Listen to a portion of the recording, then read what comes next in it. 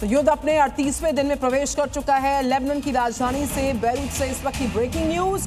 Hezbollah के command centre पर, gas stations पर अटैक। इजरायली वायुसेना ने यह हमला किया है। बैरूत में मौजूद हेडक्वार्टर को निशाना बनाया गया है। 15 से ज्यादा गैस स्टेशंस तबाह कर दिए गए हैं, जिसकी तस्वीरें भी सामने आई हैं। हिजबुल्लाह हेडक्वार्टर पर हमले की यह तस्वीर, जहां पर कई हिजबुल्लाह के आतंकी छिपे हुए थे, जिनके मारे जाने का दावा इजरायली एयर डिफेंस की जो टीम है वो कर रही है। इजरायली एयरफोर्स लेबनान में कहर बरपा रही है। ग्राउंड से आईडीएफ इंफॉर्मेशन शेयर कर रही है और ऊपर से फाइटर जेट्स बम बरसा रहे हैं। ताजा हमलों में इजराइल ने हिजबुल्लाह के कमांड सेंटर पर हमला किया। साथ ही एयरफोर्स ने हिजबुल्लाह के पेट्रोल पंप पर बम भी बरसाए हैं। आईडीएफ का आरोप था कि हिजबुल्लाह पेट्रोल पंप का इस्तेमाल इजरायली नागरिकों पर हमले की योजना बनाने के लिए कर रहा था। इसके अलावा इजराइल ने हिजबुल्लाह स्वामित्व वाली ऑयल कंपनी अल अमाना के पेट्रोल पंपों पर हमले किए। फरवरी 2020 में अल अमाना पर अमेरिका ने बैन लगा दिया था। तो नॉर्थ इजराइल पर ईरान के ड्रोन अटैक्स की ब्रेकिंग न्यूज इस वक्त सामने आ रही है। ड्रोन अटैक के बाद इजराइल में तबाही मची है। मिसाइल अटैक के हमले में 4 लोग घायल हो गए हैं, ये जानकारी सामने आई। जहां पर मिसाइल अटैक हुआ है, जरा वहां की तस्वीर देखिए। पूरा इलाका मलबे में तब्दील हो चुका है। कई ऐसी इमारतें हैं जो मलबे में तब्दील हो गई हैं और जिंदगी की तलाश इस मलबे के नीचे की जा रही है। ड्रोन इमारत से टकराया और इजराइल में इस ड्रोन ने भारी तबाही मचाई है। रविवार को हुए हमले में 4 लोग घायल हुए हैं। Israeli paramedical service Magen David Adom के मुताबिक 82 साल का एक बुजुर्ग गंभीर रूप से घायल है, जबकि 3 अन्य लोगों को मामूली चोटें आई हैं। बताया जा रहा है कि हमला ईरान की तरफ से किया गया, जिससे इलाके में दहशत का माहौल है। गौरतलब है कि 28 फरवरी से शुरू हुए संघर्ष ने अब बड़ा रूप ले लिया है, जिसमें दोनों पक्षों पर नागरिक ठिकानों को निशाना बनाने के आरोप लग रहे हैं। खबर उत्तरी इजराइल से है, जहां पर हमले की जगह पर होम फ्रंट कमांड और रिजर्व टीमें राहत बचाव कार्य में जुटी हुई है। नागरिकों को दिया सुरक्षा नियमों को पालन किया जाए, इसका निर्देश जारी किया गया है।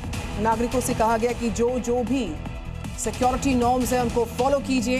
रिजर्व टीम्स भी लगातार युद्ध स्तर पर अभियान में लगी हुई हैं, जुटी हैं। उत्तरी इजराइल में रेस्क्यू ऑपरेशंस चल रहे हैं। होम फ्रंट कमांड की रेस्क्यू और सेल्वेज टीमें, जिनमें नियमित और रिजर्व दोनों बल शामिल हैं, उत्तरी इजराइल में उस स्थान पर लगातार काम कर रही हैं जहां मिसाइल गिरने की सूचना मिली थी। टीमें मलबा हटाने, घायलों को निकालने और इलाके को सुरक्षित करने में जुटी हैं। प्रशासन ने स्थानीय लोगों से अपील की है कि वो सतर्क रहें और जारी दिशा निर्देशों का सख्ती से पालन करें। और इसी बीच ईरान को डोनाल्ड ट्रंप ने एक और नई धमकी दे दी है। ये धमकी है दरअसल कि ईरान जल्द समझौता नहीं करता तो सब कुछ उड़ा देने पर विचार कर रहा है। ईरानी तेल पर भी कब्जा करने का विचार है। तो ईरानी तेल पर कब्जा करने का विचार अमेरिका का है। इससे पहले द्वीपों पर कब्जा करने का विचार था, हॉर्मुज़ स्ट्रेट पर कब्जा करने का विचार था, लेकिन अब जितनी ईरान की तेल रिफाइनरीज हैं, जिनमें से बहुत सारी रिफाइनरीज पर तो अमेरिका ने अटैक भी किया है, उन्हीं रिफाइनरीज पर अब अमेरिका कब्जा करना चाहता है और ईरान पर दबाव बना रहा है कि वो समझौता करे।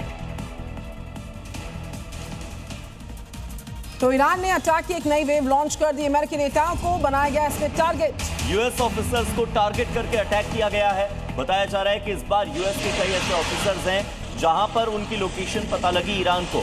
ईरान ने वहीं पर सीधे बैलिस्टिक मिसाइलें दाग दी, सीधे वहीं पर ड्रोन दाग दी। तो ईरान ने अटैक की एक नई वेव को लॉन्च कर दिया है। अमेरिकी नेता इस नई वेव की लॉन्चिंग के साथ ही टारगेट पर आ गए हैं।